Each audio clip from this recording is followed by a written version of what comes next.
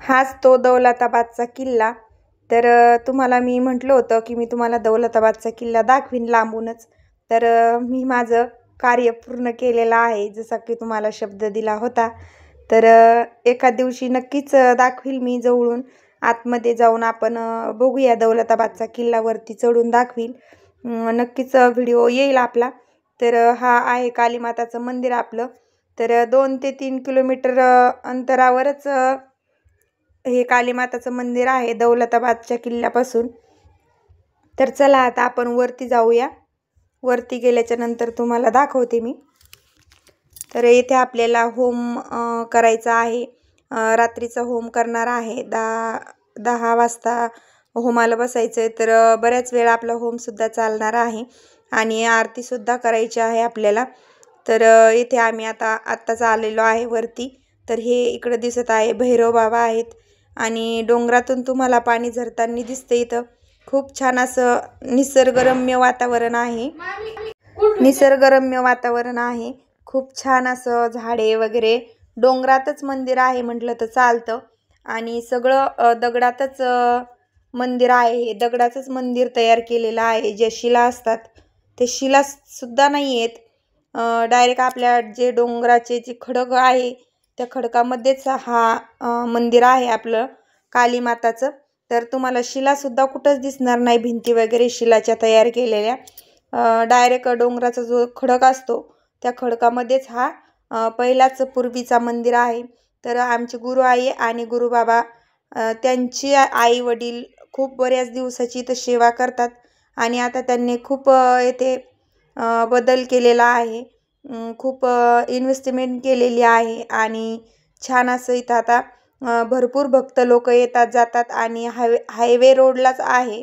तर खूप भक्त येतात जातात कालीमाताचे दर्शनासाठी। तर 9 दिवस खूप गर्दा असतो इथं दर्शनासाठी।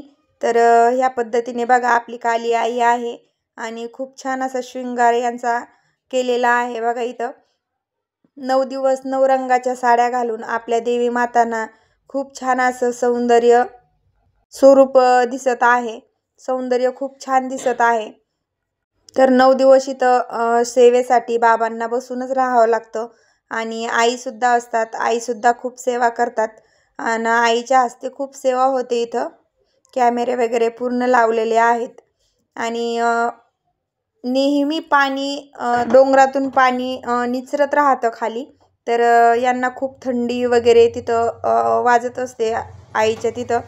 तर खूप वातावरणाचा सुद्धा सामना करतात आणि देवी माताची सेवा करतात।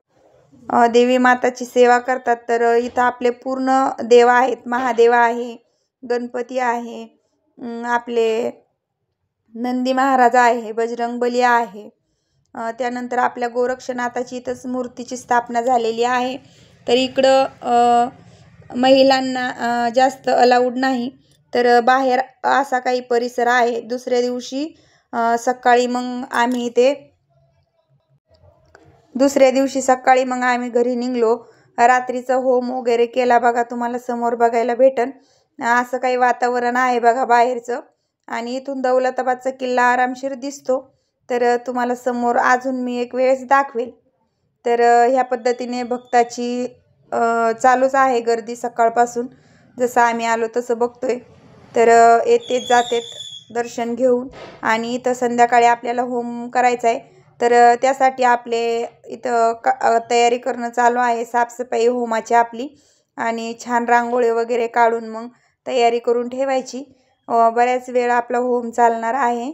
तर ह्या पद्धतीने निसर्गरम्य खूप छान असं वातावरण आहे। रांगोळी वगैरे काढून घेतली इथं आणि अनन्यासुद्धा बसलेली आहे साईडला। तर हा संध्याकाळी आता होम चेतून घ्यायचा आहे आपल्याला आणि पूजेला बसायचे। तर ह्या ताई दर्शनांसाठी आल्या होत्या, तर त्या म्हटल्या आम्ही काढतो रांगोळी। तर मग काढून घेतली त्यांनी सर्व रांगोळी वगैरे आणि होम चालू केला आहे आता इथं। 10 वाजता आपला होम चालू झालेला आहे आणि होम 12च्या नंतर आरतीसुद्धा आपण इथे करून घेणार आहे आता। होम पूर्ण झालेला आहे आपला आणि होमाला छान असं प्रदक्षिणा घालत आहे। हे आमचे गुरु आहे, ह्या गुरु आई आहेत आणि मागं आम्ही दोघेसुद्धा आहोत. आणि सगळा शिष्य परिवार येथे होमाला बसला होता. तर छान मार्गदर्शन गुरूंनी आम्हाला दिलेलं आहे. आणि जेव्हापासून आमचे गुरु आमच्या जीवनात आलेत तेव्हापासून आमच्या जीवनाला वेगळीच दिशा भेटलेली आहे. आणि खूप छान असं ते आपल्याला समजून सांगतात. प्रत्येक गोष्ट एक आपल्या मुलीसारखंच समजतात. तर 12च्या नंतर आपला होम येथे पूर्ण झालेला आहे. आणि त्यानंतर आता आपण काली आईची आरतीसुद्धा घेणार आहे आता समोर. तर ह्या पद्धतीने होमाची पूजा झाली आणि आपण आता पाण्याने प्रदक्षिणा घालून जसं आपल्याला गुरुजींनी सांगितले त्या पद्धतीने आम्ही करत आहोत. आणि इथे थोडीशी कॉमेडीसुद्धा चालू होती गुरु आईची आणि गुरु बाबाची. तर आता येथे आम्हाला दोघांना आरतीचा मान दिलेला आहे त्याबद्दल आम्ही त्यांचे आभारी. तर इथे आरती चालू आहे गुरु रघुनाथ बाबाची.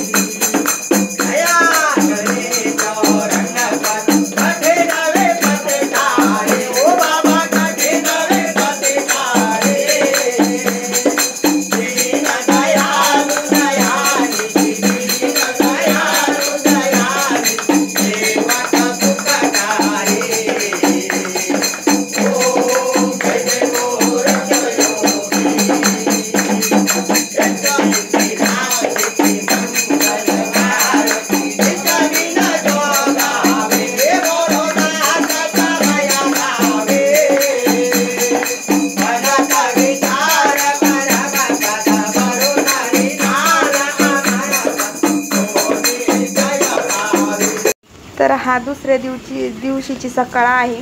तर गुरुजींनी आम्हाला काही रात्रीचं जाऊ दिलं नाही, मग आम्ही रात्रभर तिथंच थांबलो आणि दुसऱ्या दिवशी हा सकाळी 7चा टायमिंग आहे, बघू शकता तुम्ही। खूप छान असं वातावरण झालेलं आहे सकाळी सकाळी आणि अशा पद्धतीने आता आम्ही घरी निघायची तयारी चालू होती। हा आहे मंदिराबाहेरचा परिसर आणि परत इथे तुम्हाला खूप छान पद्धतीने बघा आपला व्हिडिओ पूर्ण झालेला आहे। आवडला तर नक्कीच लाईक करा।